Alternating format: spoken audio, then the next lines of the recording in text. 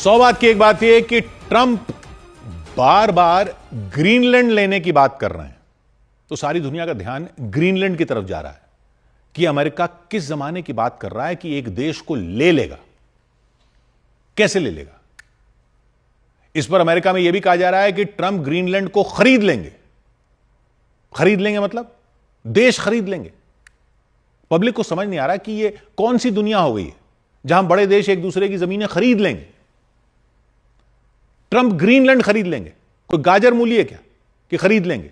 लेकिन ज्यादातर पब्लिक नहीं जानती कि अमेरिका बना ही ऐसे है। ये जो यूएसए है, यूनाइटेड स्टेट्स ऑफ अमेरिका, ये जमीन खरीद इतना फैला है। जैसे कोई अपने बगल वाले प्लॉट को खरीद कर अपना मकान बढ़ाता है ना, ऐसे ही फैला था अमेरिका। हालांकि वो सब इतिहास की बातें होंगी, लेकिन ये तो जो तेवर ट्रंप दिखा रहे हैं ये वहीं से आ रहे हैं। तो बाकी कहानी समझने से पहले तो समझ लेते हैं कि ये ग्रीनलैंड है कहां पर।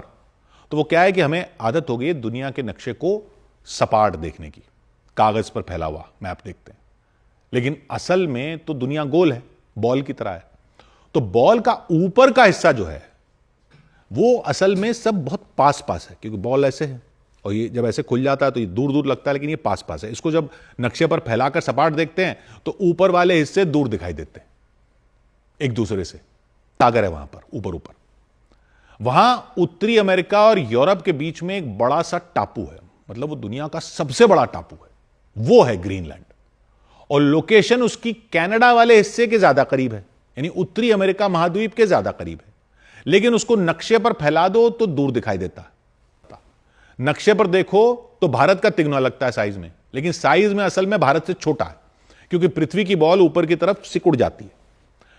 नक्शे पर फैला हुआ दिखता है। भारत के 32 लाख स्क्वायर किलोमीटर है, जबकि ग्रीनलैंड है 21 लाख स्क्वायर किलोमीटर का, यानी छोटा हुआ भारत से, भारत का 2/3। नाम है ग्रीनलैंड, लेकिन सिर्फ नाम ही ग्रीनलैंड है, ग्रीन है नहीं, वो हरियाली नहीं है। वो तो एक विशाल सफेद बर्फ से ढका टापू है जो उत्तर के ठंडे समुद्र में 80% हिस्सा उसका बर्फ से ढका हुआ है। उत्तर में आर्कटिक महासागर है जहां बर्फ के पहाड़ तैरते हैं। उसके पश्चिम में कनाडा के काफी करीब है वो, पूर्व में उसके यूरोप है। तो फिर सवाल यह कि दिमाग में आता है कि उत्तरी अमेरिका के इतना पास है तो फिर यह यूरोप का हिस्सा क्यों माना जाता है? क्योंकि यह डेनमार्क का है। जैसे अंडमान निकोबार भारत का है, यह डेनमार्क का है। अंडमान निकोबार तो भारत का एक केंद्र शासित प्रदेश है ना, लेकिन यह डेनमार्क का होते हुए एक अलग देश है। सिर्फ डेनमार्क उसकी रक्षा देखता है।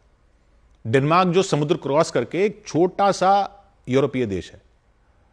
सदियों पहले वहां से डेनमार्क से लोग पहुंचे थे ग्रीनलैंड, तो तब से यह डेनमार्क का है। लेकिन बाकी वैसे अब यह अलग देश है, इस तरह से है कि इसकी रक्षा डेनमार्क के हाथ में है, जबकि वहां के लोग अपनी अलग संसद चुनते हैं, सरकार चलाते हैं। वहां के जो मूल निवासी हैं उनको इनुइट कहते हैं। टोटल लोग पता है कितने रहते हैं इतने बड़े देश में? भारत से 2/3 साइज में लोग रहते हैं टोटल 57,000, सिर्फ 57,000। इससे ज्यादा तो हमारे यहां एक मोहल्ले में होते हैं। ज्यादातर इनुइट लोग हैं, उनमें शिकारी हैं, मछुआरे हैं। पेड़ वेड़ नहीं दिखते वहां, सिर्फ बर्फ, ग्लेशियर, पोलर बेयर जैसे जानवर। लेकिन जमीन के नीचे कहते हैं कई खजाने हैं, क्योंकि दुर्लभ खनिज हैं, तेल है, गैस है। और अब जलवायु परिवर्तन, ग्लोबल वार्मिंग हो रही है, उसमें बड़े हिस्से की बर्फ पिघल रही है, तो बता रहे हैं कि और बहुत कुछ निकल रहा है जमीन से। रेयर अर्थ खनिज की बातें हो रही हैं। रेयर अर्थ एलिमेंट जिनकी आजकल खूब चर्चा है ना, अमेरिका और चीन में ठनी हुई है कि अब खनिजों को लेकर, क्योंकि उनसे रेयर अर्थ मैग्नेट बनते हैं जिनके बिना इलेक्ट्रिक गाड़ियां नहीं चल सकती, बहुत सारी इलेक्ट्रॉनिक चीजें नहीं चल सकती, तो वो वहां पर निकल सकते हैं।